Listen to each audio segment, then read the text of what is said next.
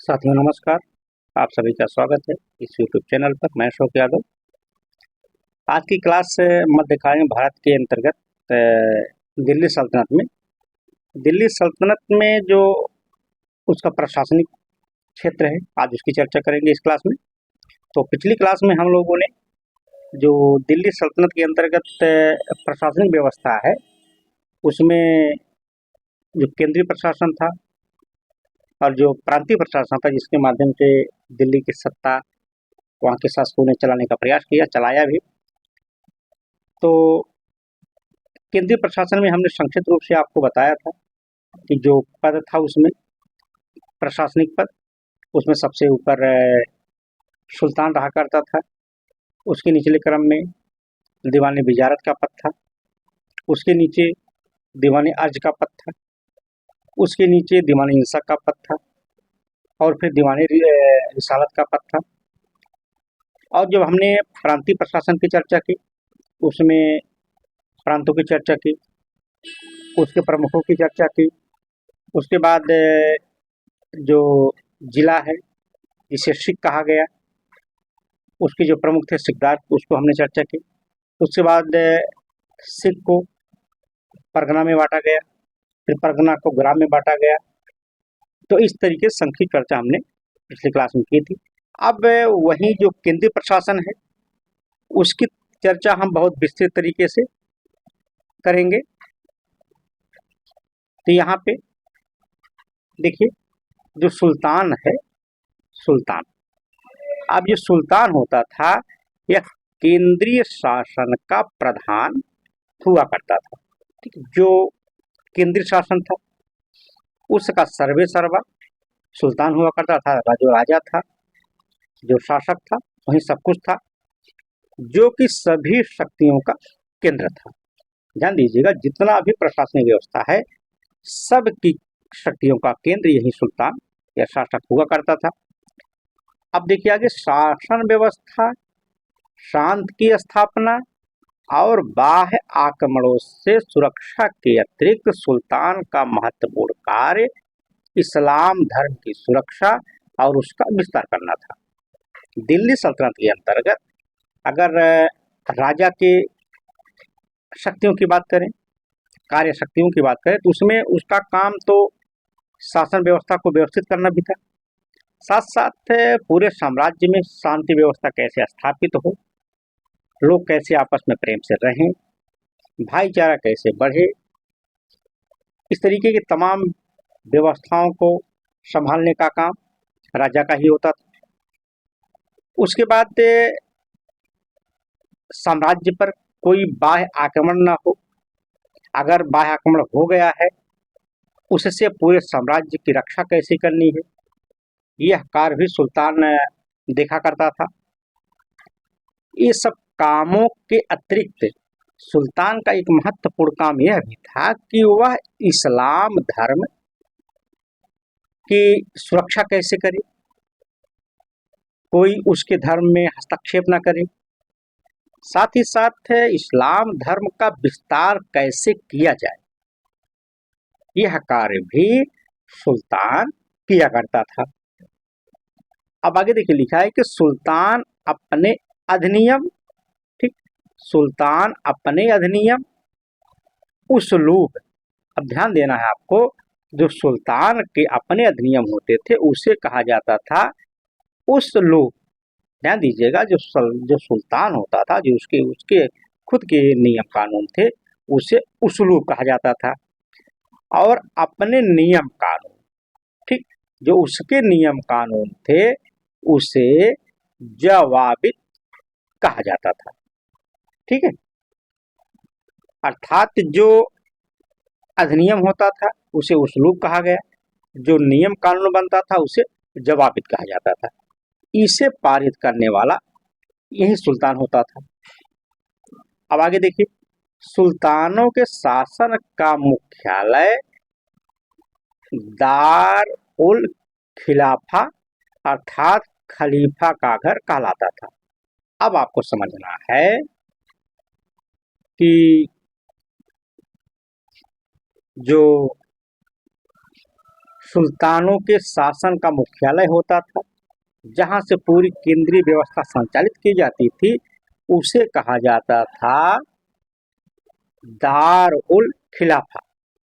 ठीक है, ध्यान दीजिएगा, उसे कहा जाता था दार उल खिलाफा अर्थात खलीफा का घर। आगे लिखा है कि महमूद गजनवी पहला शासक था जिसने सुल्तान की उपाधि धारण की।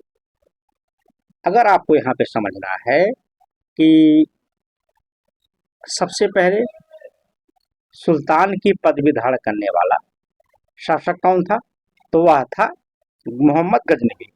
अगर वही भारत में शासकों की बात की जाए,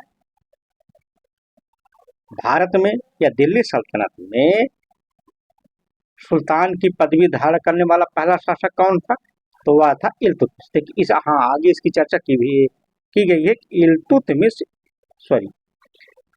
इल्तुतमिश दिल्ली सल्तनत का पहला सुल्तान था जिसने उत्तराधिकार के वंशानुगत सिद्धांत को स्थापित किया। आपको समझना है, इल्तुतमिश दिल्ली सल्तनत का पहला ऐसा सुल्तान था जो वंशानुगत शासन व्यवस्था को भारत में अपनाया, दिल्ली सल्तनत में लागू किया। ठीक है, अब आगे लिखा है कि सुल्तान अमीरुल मोमिनीन अर्थात सहधर्मियों का नेता के साथ अपनी संपूर्ण प्रजा का शासक था। ठीक है, अब आगे देख लीजिए, सुल्तान को उसके कार्यों में मदद देने के लिए एक परामर्शदात्री हुआ करती थी। जो सुल्तान था भाई, इतने बड़े साम्राज्य का प्रशासन सुल्तान अकेले थोड़ी चला सकता था। उसको हर विभाग की जानकारी देने के लिए वह एक परामर्शदात्री संस्था का निर्माण किया था, जिसे कहा जाता था मजलिस ए खलवत। अब जैसे बात की जाए, सेना विभाग अलग है, इंसा विभाग अलग था, विजारत विभाग अलग था, विदेश विभाग अलग था, अर्थात जो तमाम प्रकार के विभाग होते थे, इन सभी विभागों की एक संस्था बनाया जो समय समय पर राजा को उसकी तमाम मंत्रणाओं में सहायता किया करते थे। अब देखिए, जो परामर्शदात्री संस्था है अर्थात मजलिस एक खलवत है, इसके दो भाग थे। पहला था बार ए आम, दूसरा था बार ए खास। ठीक है, और इसमें जो बार ए आम होता था, देखिए जब सुल्तान या जब राजा, जब शासक न्यायाधीश के रूप में कार्य करने लगता था, तब उसे बार ए आम कहा जाता था। ध्यान दीजिएगा, परीक्षा में प्रश्न भी बन सकता है कि बार ए आम क्या था, तो यही आपको समझना, जब सुल्तान न्यायाधीश के रूप में कार्य करने लगता था तब उसे बार ए आम कहा जाता था। ठीक, अब देखिए, अब यहाँ पे आपको समझना है,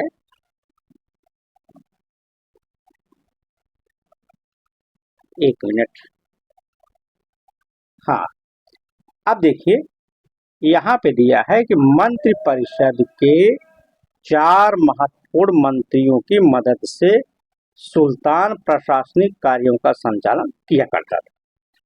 ठीक, आपको समझना है, जो दिल्ली सल्तनत है, जो शासक हुआ करते थे, उसमें 4 महत्वपूर्ण विभाग होते थे जो समय समय पर राजा को प्रशासनिक विभागों की जानकारी देते थे, जिसके माध्यम से सरकार प्रशासनिक कार्यों को कुशलतापूर्वक चलाया करता था।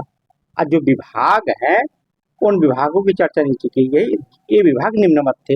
अब देखिए, उसमें जो सबसे महत्वपूर्ण विभाग था वह था दीवान ए विजारत। ध्यान दीजिएगा, दीवान ए विजारत जो पद है, या राजा के बाद या शासक के बाद दूसरा महत्वपूर्ण पद हुआ करता था।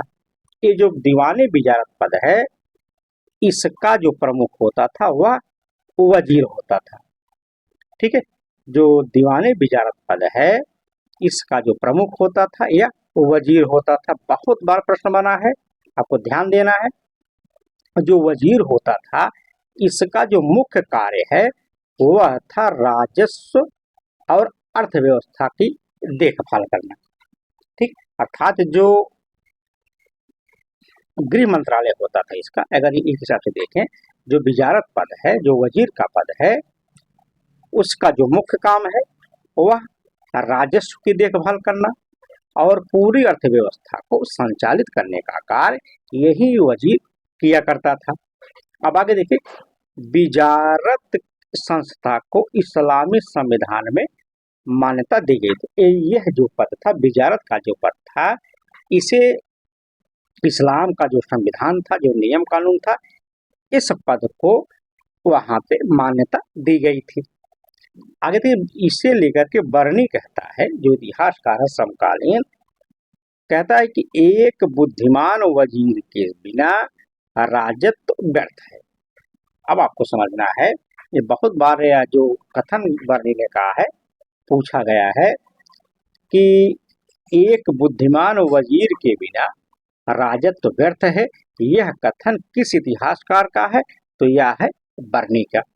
ठीक, आगे देखिए लिखा है, विधिवेत्ता अलमावर्दी ने वजीर की दो श्रेणियों को बताया है। एक कानून वेत्ता थे, विधिवेत्ता थे, जिनका नाम था अलमावर्दी। ठीक, इन्होंने कहा कि देखिए वजीर जो है यह दो श्रेणियों में काम करता है। ठीक है, जो पहला इन्होंने बताया वह है वजीर तनफीज। क्या है? वजीर तनफीज। ठीक है, वजीर तनफीज जो होता था यह सीमित अधिकार वाला अधिकारी होता था, जिसके अधिकार बहुत सीमित थे, उसे कहा गया वजीर तनफीज। जो दूसरा पद यहाँ पे है वह था वजीर तफबीर। वजीर तफबीर यह होता था असीमित अधिकार वाला, अर्थात इसके जो अधिकार थे वो असीमित थे, उसकी कोई सीमा नहीं थी। लेकिन सीमा का असीमित अधिकार का मतलब है कि राजा के अधिकार से कम अधिकार। ठीक है, अब आगे देखिए लिखा है, अब्बासी प्रशासन में, जो अब्बासी खलीफा जो वहां का प्रशासन था, प्रशासन में तो आगे चल करके मुगल काल में सर्वशक्तिमान वजीर को वजीर ए मुतलक कहा जाने लगा। ठीक, आगे लिखा है कि जो कि सम्राट के हस्तक्षेप के बिना कार्य कर सकता था, और इनके कार्यों में सम्राट हस्तक्षेप नहीं करता था, लेकिन इनका जो अधिकार था सम्राट के ऊपर था नहीं। ठीक, तो यहाँ पे सम्राट के बाद अगर दूसरा कोई शक्तिशाली पद था तो वह था दीवान ए बिजारत। ठीक है, अब आगे देखिए, यदि राज्य में नायब का पद नहीं है तब वजीर ही सुल्तान के पश्चात राज्य का सबसे बड़ा अधिकारी होता था। यहाँ पे बात की है, जब तक एक नायब का पद नहीं बन गया था तब तक राजा के बाद वजीर ही सुल्तान के बाद सर्वाधिक अधिकारों का प्रयोग करने वाला अधिकारी हुआ करता था। अब आगे देखिए लिखा है, तुगलक काल बिजारत का स्वर्णकाल कहलाता है। बहुत बार प्रश्न बना है, आपको समझना है कि बिजारत का स्वर्णकाल किस काल को कहा गया? तो तुगलक काल को बिजारत का स्वर्णकाल कहा जाता था, ये कहा जाता है। आगे लिखे, महमूद गजनबी के राज्यकाल में अब्बास फजल बिन अहमद प्रथम वजीर थे।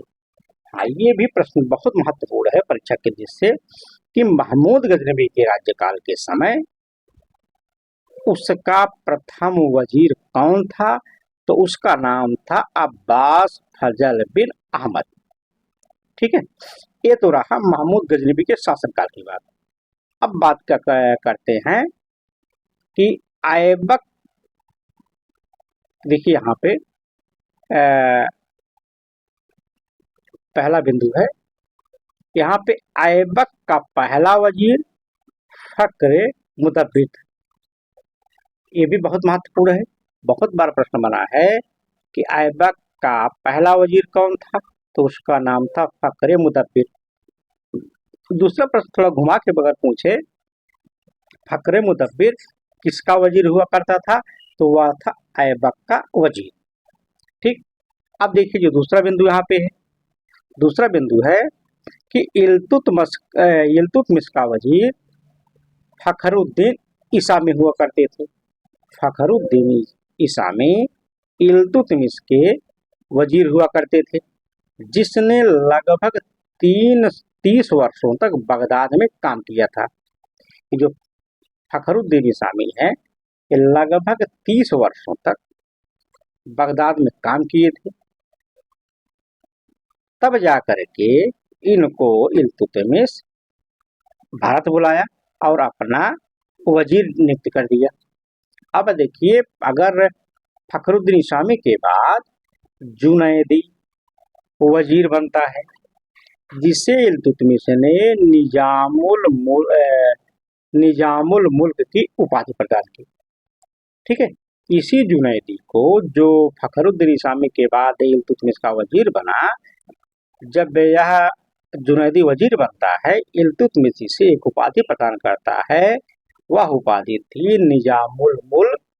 ठीक है, यही उपाधि उसे प्रदान किया था। आगे देखिए, इल्तुतमिश ने वजीर को मदद देने हेतु एक नायब भी नियुक्त किया था। अब देखिए, यहाँ पे तीसरा बिंदु है कि बलबन के समय वजीर की शक्तियां निम्नतम बिंदु पर जा पहुंची थी, जबकि इस पद पर उसने सर्वप्रथम ख्वाजा हसन बसरी की नियुक्ति की। ये बहुत महत्वपूर्ण प्रश्न यहाँ पे बन रहा है कि वजीर की शक्तियों का निम्नतम स्तर किस शासक के समय था, तो वह था बलबन का समय। ठीक है, हाँ, बलबन के समय जो पहला वजीर उसका बनाया गया, उसका नाम था ख्वाजा हसन बसरी। ठीक है, आगे देखिए, बलबन ने अहमद याज को अरीज ए मुमालिक नियुक्त कर वजीर की शक्ति को और घटा दिया। बलबन ने एक पद बनाता है अजीर ए मुमालिक, आरिज ए मुमालिक। अब इस पर जब अहमद अयाज को नियुक्त करता है, तब उसकी शक्तियों को बहुत कम कर देता है, वजीर की शक्तियों को एकदम नगण्य बना के रख देता है। ठीक है, अब देखिए, बलबन ने एक उप वजीर की भी नियुक्ति की थी। अगर यहाँ पे बात की जाए कि किस शासक ने उप वजीर की नियुक्ति प्रारंभ की, तो वह था बलबन। ठीक, इस जो उप वजीर पद है, इस पर अगर पहली नियुक्ति की बात करें, तो वह था ख्वाजा खातिर की। ख्वाजा खातिर को बलबन के समय में पहला उप वजीर नियुक्त किया गया। ठीक, अब देखिए लिखा है कि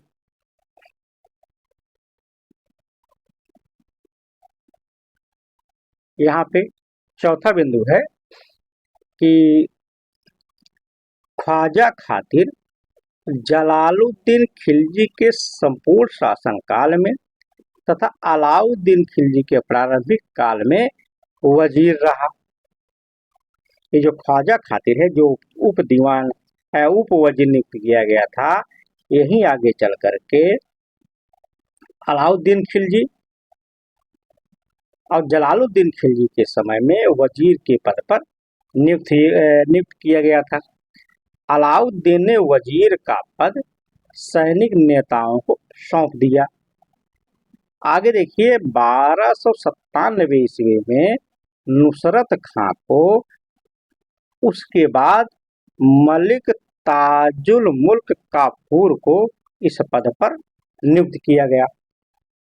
ठीक, मलिक कफूर 2 पदों पर रहा। पहला पद था वजीर का, दूसरा इसका पद था मलिक ए उस सल्तनत अर्थात नायब डिप्टी के पद पर यह रहा। ठीक, अब आगे देखिए, नहीं यहाँ पे भी प्रश्न बनता है कि मलिक काफूर किन दोनों पदों पर आसीन रहा। तो पहला उसका पद था वजीर का, दूसरा था नायब का पद अर्थात डिप्टी का पद। इसे कहा गया मलिक ए उस सल्तनत। फिर देखिए, अलाउद्दीन ने सर्फ कायनी की नायब वजीर के पद पर नियुक्त की थी। अलाउद्दीन खिलजी जो था नायब के पद पर सर्फ कायनी को नियुक्त किया। अब देखिए, जो पांचवा बिंदु यहाँ पे है वह है खुसरो मलिक। ठीक है, खुसरो मलिक ने खिलजी शासकों का अंतिम वजीर था। जो खुसरो मलिक है यह खिलजी शासकों का अंतिम वजीर था। ये प्रश्न परीक्षा के लिए बहुत महत्वपूर्ण है। अगर परीक्षा में प्रश्न बन जाए कि खिलजी शासकों का अंतिम वजीर कौन था, तो उसका नाम था खुसरो मलिक। ठीक है, जिसने नायब का पद ग्रहण किया और बाद में सुल्तान बन बैठा। ठीक, आगे देखिए, आइन उल मुल्क महरो खुसरो मलिक का वजीर था। अगर खुसरो मलिक की बात की जाए, जो आगे चल करके शासक बन बैठा था, उसका जो वजीर बना उसका नाम था आइन उल मुल्क महरो। अब आगे देखिए, छठा बिंदु यहाँ पे है कि गयासुद्दीन तुगलक ने एक नया प्रयोग यह किया कि वह भूतपूर्व वजीरों जैसे ख्वाजा खातिर आदि को संपर्क के लिए आमंत्रित करता था। अच्छा, परामर्श के लिए से अगर उसका कोई वजीर है जो गयासुद्दीन तुगलक है, अगर उसे लगा कि यह वजीर जो हमारा वर्तमान में प्रधानमंत्री है यह सही सलाह नहीं दे पा रहा है, तो जो पुराने वजीर हैं जो उस पद से रिटायर हो चुके हैं उनको बुलाता था, उनसे भी विचार विमर्श किया करता था। आगे देखिए, मोहम्मद बिन तुगलक जो हैं, मोहम्मद बिन तुगलक ने अहमद अयाज को ख्वाजा जहां की उपाधि देकर अपना वजीर बनाया था। अगर मोहम्मद बिन तुगलक की बात करें तो इसने अहमद अयाज को बुलाता है, कहा कि मैं आपको वजीर का पद दे रहा हूं और आपको एक उपाधि प्रदान कर रहा हूं, वह है ख्वाजा जहां। अब आप वजीर बन के हमारे साथ काम करिए। अब देखिए, वह मोहम्मद का बहुत खास वजीर हुआ करता था, मोहम्मद बिन तुगलक का। अब देखिए यहाँ पे,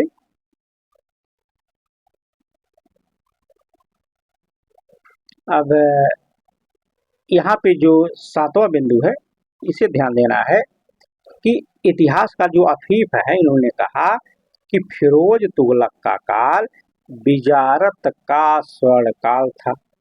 अर्थात जो बिजारत का पद था, अपनी पूरी जो उसके पास से अधिकार थे, संपूर्ण अधिकारों का बहुत अच्छे तरीके से प्रयोग किसी के शासनकाल में वजीर ने किया था, तो वह था फिरोज शाह तुगलक के समय में।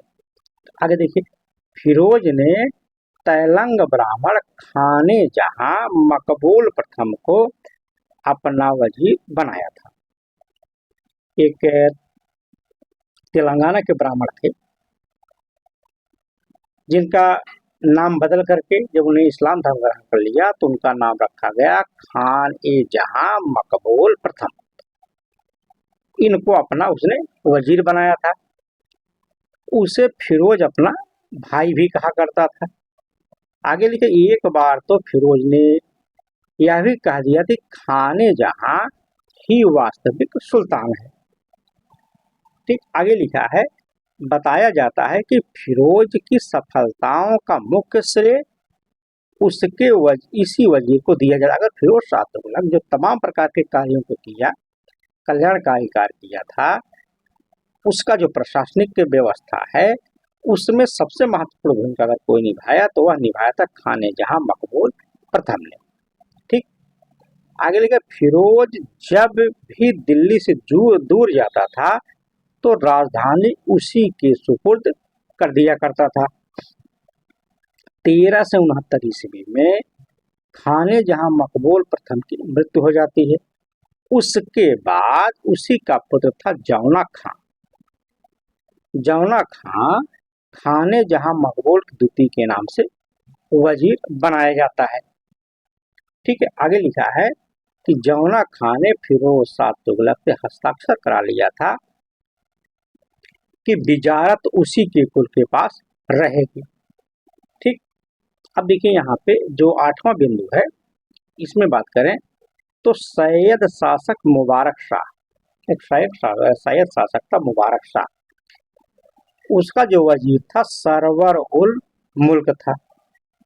इसका एक हिंदू था जिसका पहले नाम हुआ करता था सरवू। ठीक है, सरवर उल मुल्क जो था, इसका जो वास्तविक नाम था, जो कि एक हिंदू हुआ करता था, इसका नाम था सरवू। अब देखिए यहाँ पे जो 9वां बिंदु है वह है कि लोदी सुल्तानों के सत्ता ग्रहण करने के उपरांत तो वजीर का महत्व गिर गया। जब लोदी सुल्तान आए तो उस समय वजीर का कोई मतलब नहीं गया था, क्योंकि वह भाईचारे की भावना से शासन सत्ता चलाया करता था। उसके लिए न कोई बड़ा था न छोटा था, इसलिए वजीर का महत्व ही उसके शासनकाल में घट गया था। इसमें लिखा कि लोदी सुल्तानों की समानता उमायदे खलीफाओं से की जाती थी। आगे लिखे जिन्होंने बिना वजीर के शासन किया।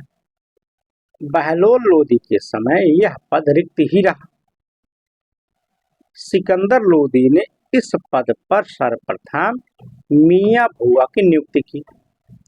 अगर इसमें बात की जाए लोदी सल्तनत, लोदी शासकों में, लोदी वंश में, तो सिकंदर लोदी ने सबसे पहले मियां भुआ को वजीर के पद पर नियुक्त किया था, जिसे इब्राहिम लोदी ने कारागार में बंद कर रखा था, जहां उसकी बाद में मृत्यु हो गई। ठीक, आगे देखिए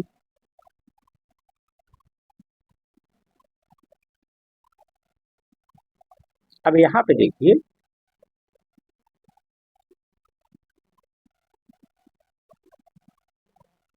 अब यहाँ पे वजीर को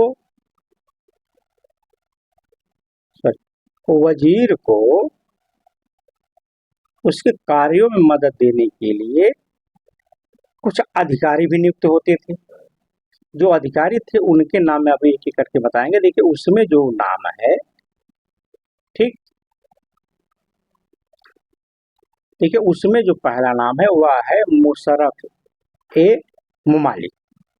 वजीर को उनके कार्यों में सहायता करने के लिए जो अधिकारी थे उनमें जो पहला नाम है उसका नाम था मुशर्रिफ ए मुमालिक।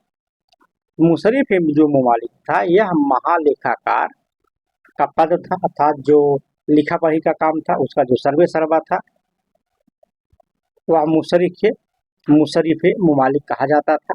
महालेखाकार का पद था ये। ठीक है, ये बहुत बार आपको ध्यान देना है, बहुत अच्छे से आपको समझना है।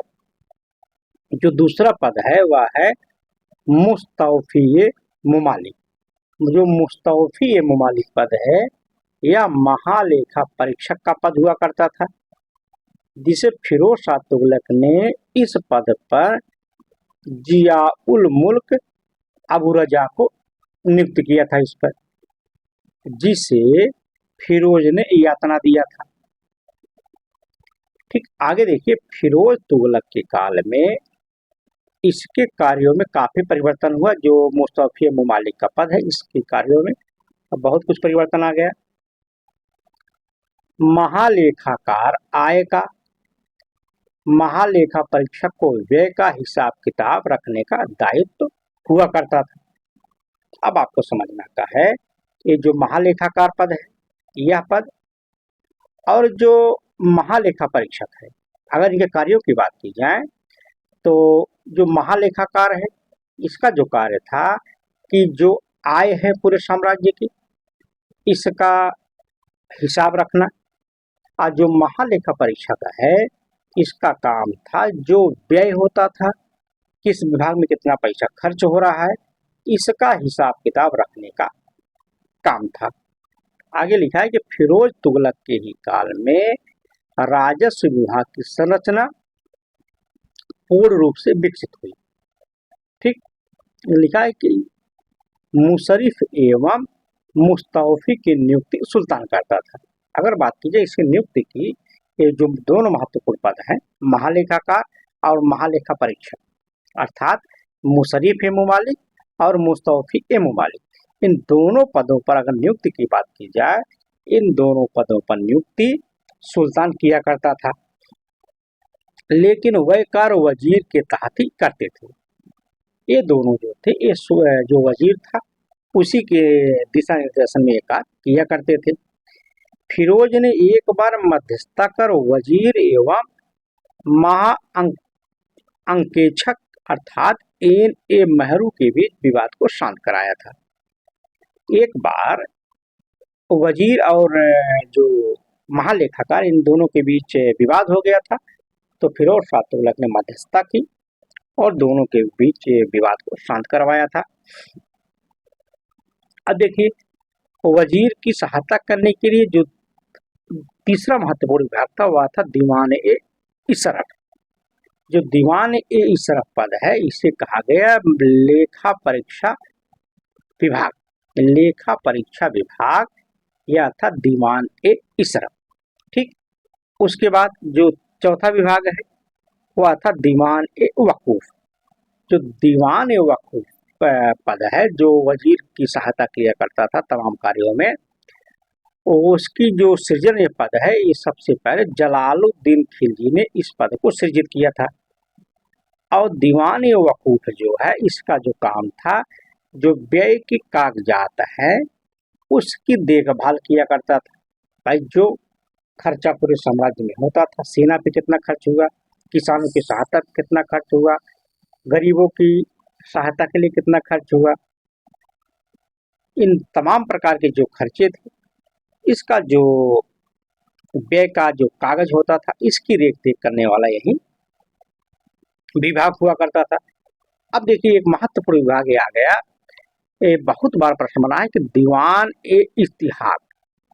दीवान ए इस्तिहाक विभाग किस विभाग से संबंधित था, बहुत बार प्रश्न बना है। तो आपको समझिए, यह पेंशन विभाग हुआ करता था। पेंशन विभाग अर्थात जो सैनिक रिटायर हो गए या जो कर्मचारी रिटायर हो गए, उनके लिए पेंशन की व्यवस्था यही पेंशन विभाग दीवान ए इस्तिहाक किया करता था। ठीक, अब देखिए, अब जो दूसरा महत्वपूर्ण विभाग है जो सैन्य विभाग से संबंधित है वह है दीवान ए अर्ज। क्या विभाग है? दूसरा विभाग है दीवान ए अर्ज। अब इसकी चर्चा करते हैं। जो दीवान ए अर्ज विभाग है यह एक सैन्य विभाग था। ठीक है, सैन्य विभाग हुआ करता था।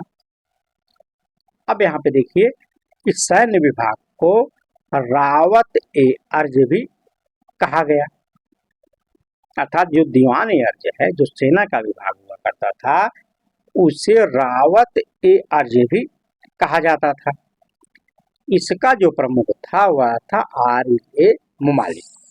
ठीक, अगर बात करें दीवान ए अर्ज का प्रमुख कौन था, तो उसका हुआ था आरिज ए मुमालिक। अगर घुमा के प्रश्न बने आरिज ए मुमालिक किस पद का प्रधान हुआ कर प्रमुख हुआ करता था, तो वह था दीवान ए अर्ज का। आगे लिखा है कि मुगल काल में यही दीवान ए अर्ज मीर बख्शी कहलाने लगा। ठीक, सर्वप्रथम बलबन ने इस पद का सृजन किया था। अगर बात करें दीवान ए अर्ज विभाग का सबसे पहले सृजन किस शासक ने किया, तो वह किया था बलबन ने। बहुत बार प्रश्न बना है कि दीवान ए अर्ज विभाग का गठन सबसे पहले किसने किया था, तो किया था बलबन ने। ठीक है, और अहमद अयाज को इस पद पर सबसे पहले नियुक्त किया और नियुक्त करने के बाद उसे की उपाधि देता है अहमद अयाज को कि इमादुल मुल्क। ठीक, आगे लिखे दिल्ली सल्तनत का पहला दीवान ए अर्ज बनाया गया। किसको? अहमद अयाज को। दिल्ली सल्तनत का पहला दीवान ए अर्ज बनाया गया अहमद अयाज को।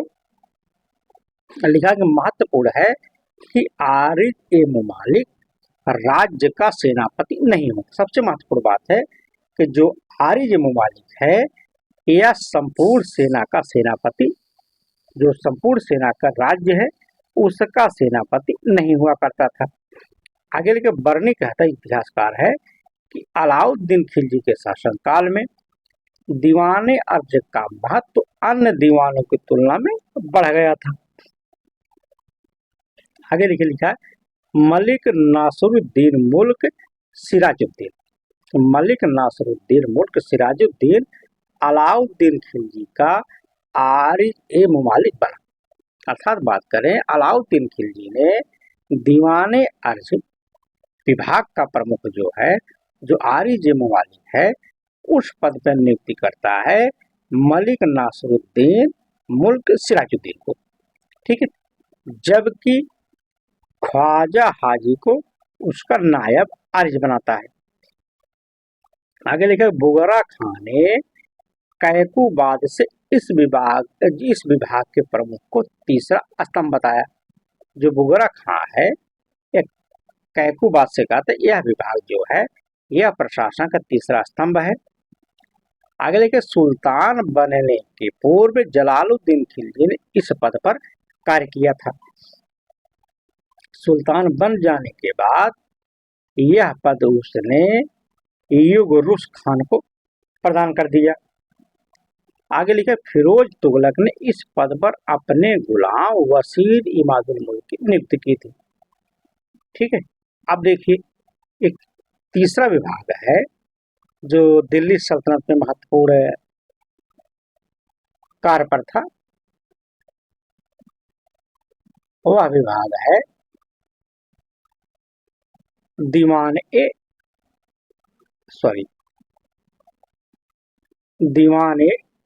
इंसा। ठीक है, जो दीवान ए इंसा पद है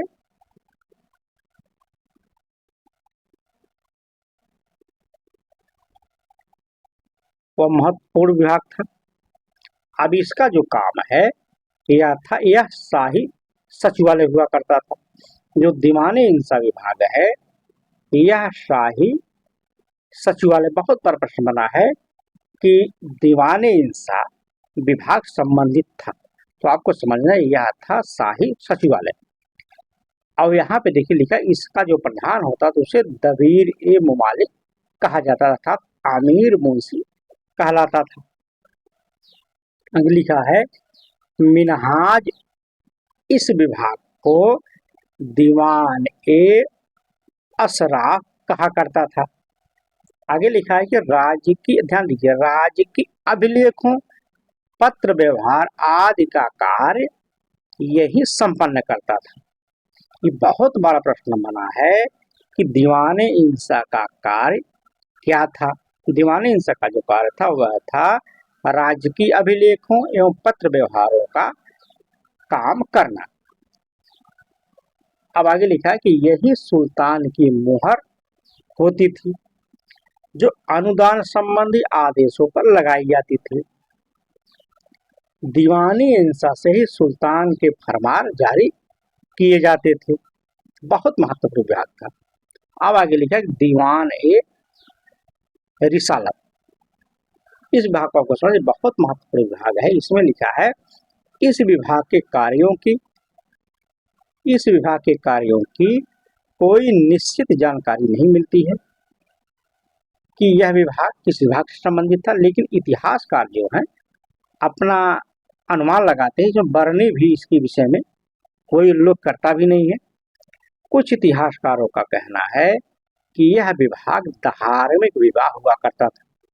जो दीवाने रिसालत विभाग है, कुछ इतिहासकार ने कहा कि यह विभाग धार्मिक विभाग था, जबकि कुछ इतिहासकार कहते हैं कि यह एक विदेश विभाग से संबंधित था। अर्थात विदेशी वार्ता और कूटनीतिक संबंधों में यह शासक को या राजा को तमाम प्रकार के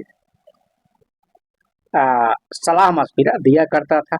अगर किसी दूसरे राज्य में राजपूतों को भेजना है, आदान प्रदान करना है, तो यही दीवानी जो रिसालत है यही किया करता था। अब एक इतिहासकार आते हैं जिसका नाम है डॉक्टर सतीश चंद्र महोदय।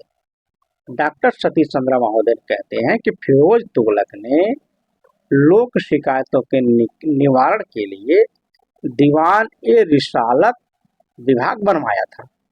ठीक, जो भी हो, लेकिन इतना तो स्पष्ट है कि जरूरतमंद एवं उचित पात्रों को वजीफा या आजीविका एवं राजस्व मुक्त भूमि इमलाक आवंटित करना इसका प्रमुख कार्य था। ठीक है, अब यहाँ पे आपको देखना है कि अगर अन्य अधिकारियों की बात करें, यहाँ पे देखिए, यहाँ पे लिखा है अन्य अधिकारी। ठीक है, अगर इसमें चर्चा करें, इसमें जो पहला पद है यह है नायब ए मामलिकात। तो यहाँ पे नायब अर्थात नायब ए मामलिकात का पद। ठीक, अब इसमें लिखा है कि सुल्तान बहराम शाह ने इस पद का सृजन किया था। अब आपको समझना है कि जो नायब का पद है, इस पद को कहा गया है नायब ए मामलिकात। अगर सबसे पहले इस पद को जो बनाया था, सृजित किया था, उस शासक का नाम था बहराम शाह। बहुत बड़ा प्रश्न बना है कि नायब पद को सृजित करने वाला शासक कौन था, तो वह था सुल्तान बहराम शाह। ठीक है, अवरिष्ठ पद पर अगर पहली नियुक्ति किसी की हुई थी तो वह हुई थी एतगीन की। ठीक है, आगे देखिए, नायब का पद सुल्तान के बाद माना जाता। भाई, जब तक के नायब का पद नहीं था, कि जो नायब का पद होता था, जो सुल्तान के बाद था, यह वजीर से भी श्रेष्ठ माना जाता था। कभी कभी वजीर एवं नायब का जो पद होता था, एक ही व्यक्ति को दे दिया जाता था। जैसे मलिक काफूर और नासरुद्दीन खुसरो जो वजीर थे, साथ ही साथ वह नायब का भी कार्यभार संभाला करते थे। आगे लिखा है, देखिए, नायब का पद तुगलकों ने समाप्त कर दिया। जो तुगलक वंश के शासक थे, इन्होंने नायब के पद की जो नियुक्ति बहराम शाह ने की थी, इस पद को ही खत्म कर दिया। अंतिम तुगलक जो सुल्तान थे नासरुद्दीन महमूद के समय में एक पद बनाया गया, जो थे वकील ए सुल्तान। इस पद की स्थापना की, जो कि सामान्य प्रशासन व्यवस्था देखता था और सैनिक व्यवस्था के लिए वह उत्तरदायी हुआ करता था। 15वीं सदी में सैयदों ने इस पद को वकील उल सल्तनत के नाम से लोकप्रिय किया। अब यहाँ पे देखिए, जो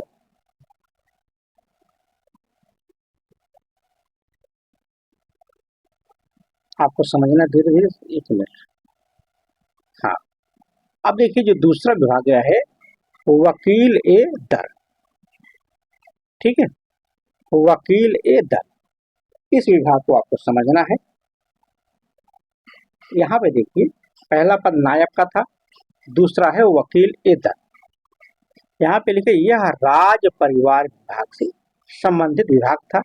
सर्वाधिक महत्वपूर्ण अधिकारी हुआ करता। जो राज परिवार है, इससे संबंधित भी विभाग बनाए गए थे, जिसे कहा गया वकील ए दर।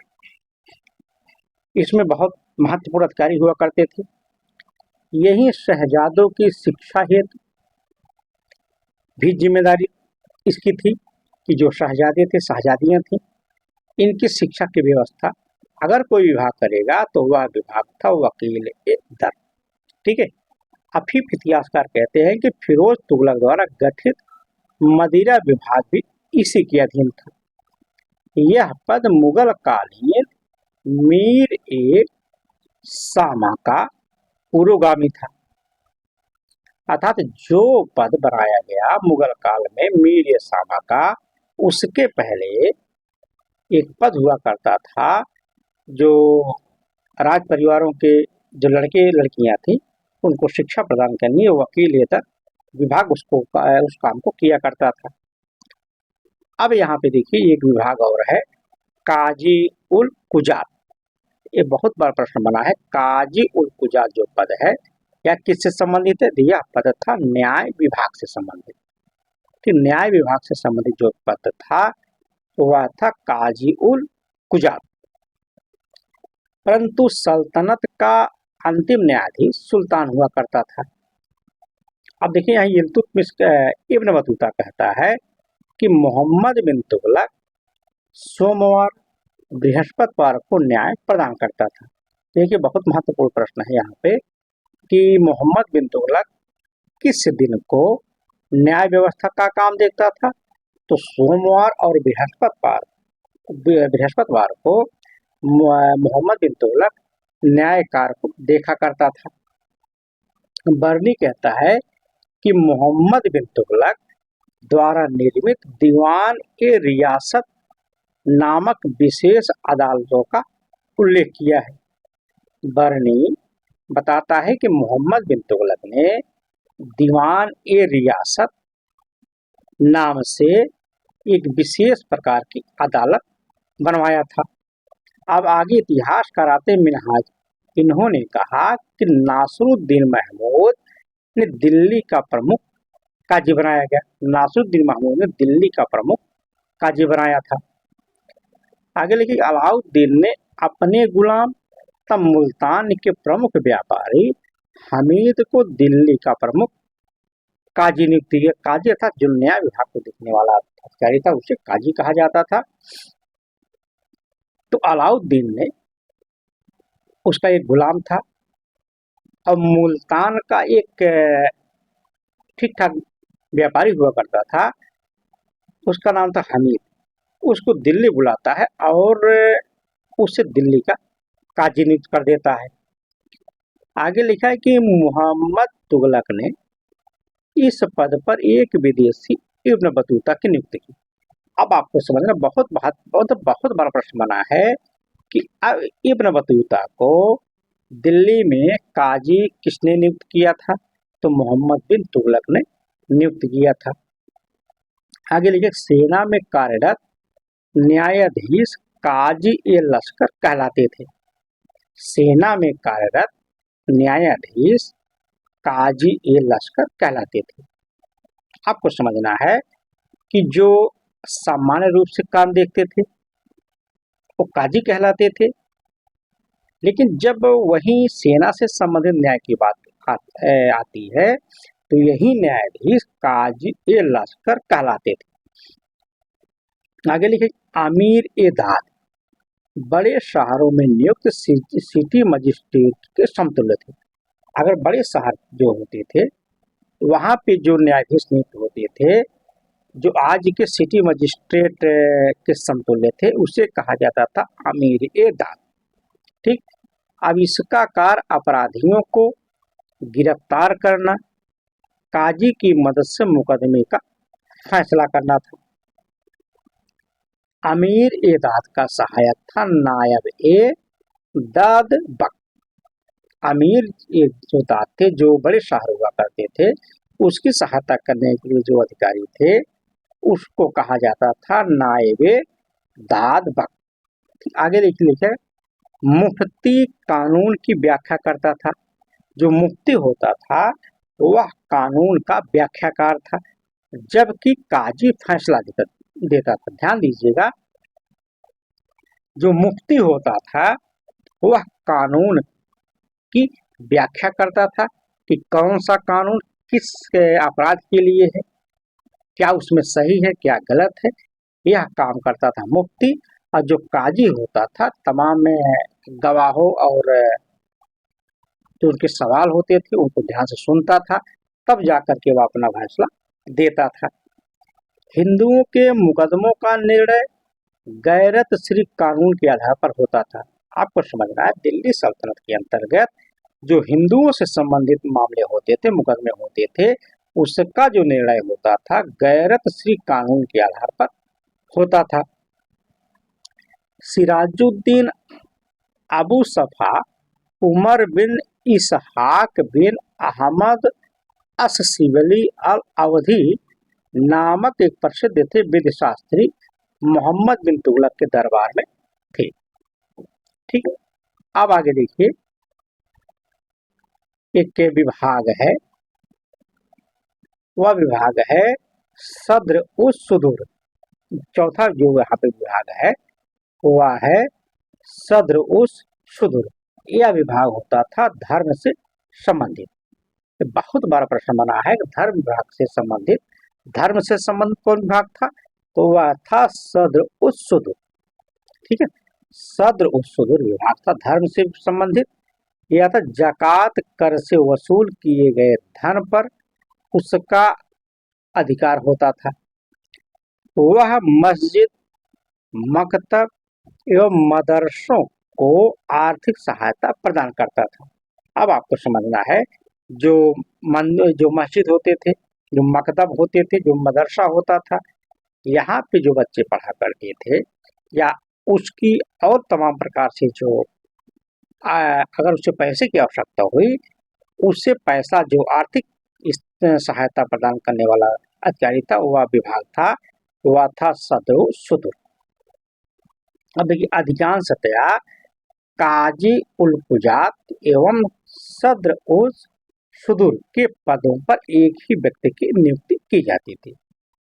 ठीक है, अब देखिए जो पांचवा महत्वपूर्ण विभाग है वह है वरीद ए मुमालिक।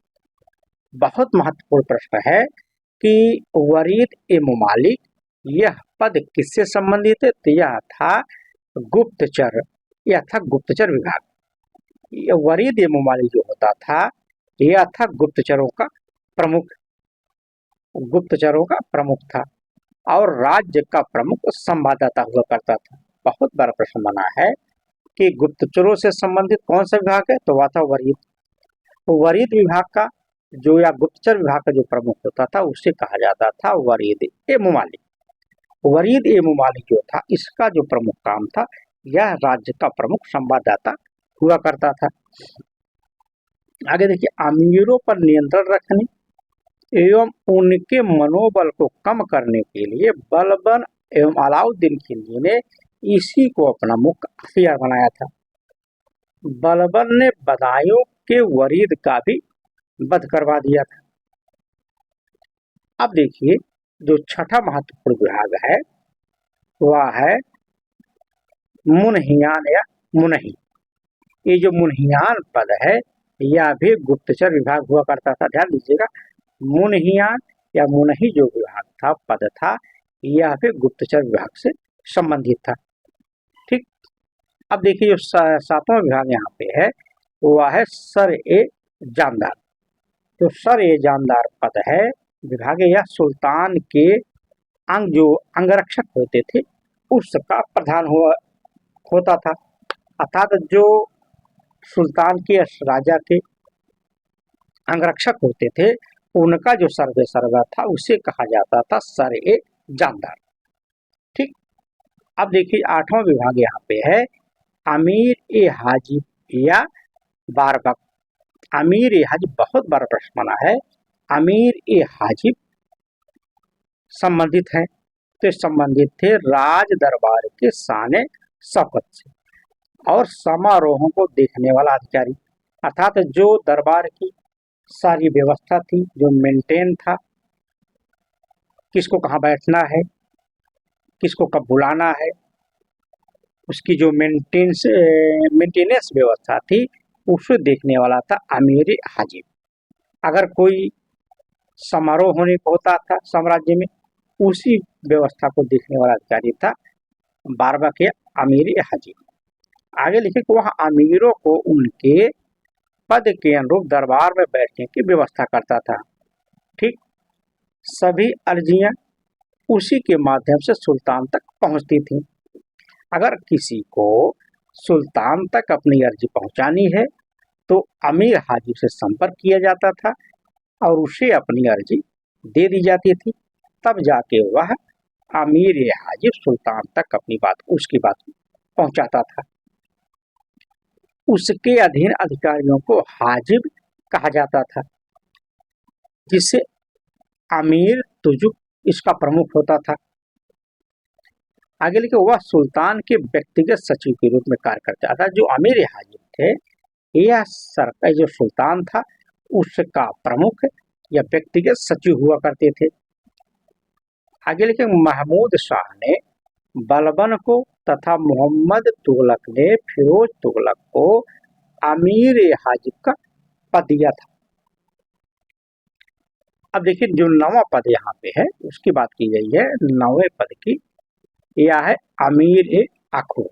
अमीर ए जो आखुर है यह अश्वशाला का प्रमुख होता था, अर्थात जो घोड़े होते थे उसकी देखरेख करने वाला होता था अमीर ए आखुर।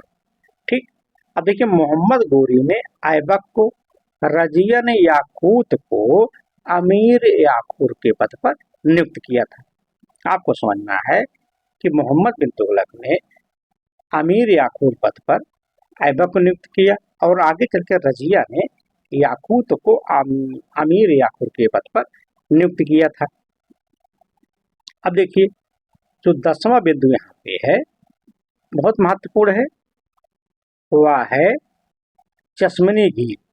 चश्मनी गीर यह है शाही रसोइयों का प्रबंधक।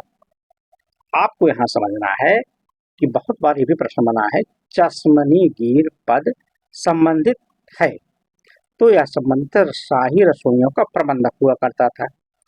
अब यहाँ पे देखिए एक पद आ जाता है बहलादार। कौन सा पद है? बहलादार। यह करता था व्यक्तिगत हिसाब किताब रखने वाला था। ठीक। अब आगे जो पद है यह है शहनाए बारगाह। शहनाए बारगाह जो पद है यह है दरबार का निरीक्षक। ठीक। अब दूसरा देखिए अगला जो विभाग है यह था दीवान इस्तिहाक।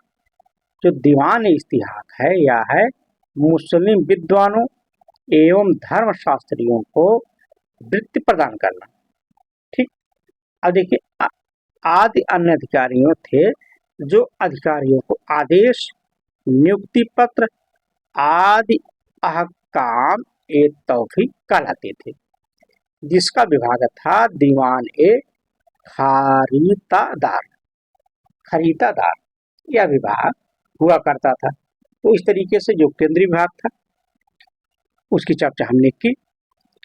अब अगली क्लास में हम लोग जो प्रांतीय व्यवस्था है उसकी चर्चा करेंगे। तो इसी तरीके से हमारी क्लास लगातार चलती रहेगी। आप क्लास को ज्वाइन कर लीजिए, आप पढ़ते रहिए फ्री में।